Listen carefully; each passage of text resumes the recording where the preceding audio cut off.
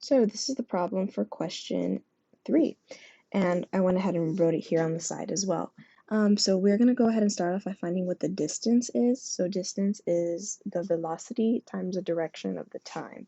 So our initial velocity is 50, and the seconds that it took was 50 seconds. So this is a little bit more of a complicated problem. So the first step I went ahead to do is what is going to be the meters, the distance if t is 50 and y is 0. So going ahead and plugging in those numbers, we have y of 0 remains at 0. Again, y is 0 plus 200 times 50 minus 5 times 50 squared.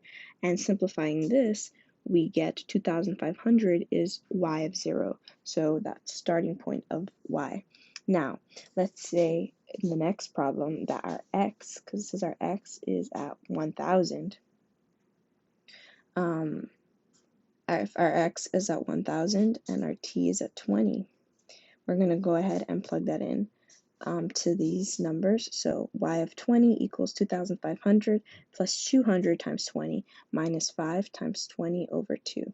So 2,500 plus 400 minus 2,000 equals 4,500. Now this is the value of y at point number 2. So we have to subtract it times y at point number 1, which is t0. So 4,500 minus 2,500 is 2,000 meters. So the answer closest to that would be answer C.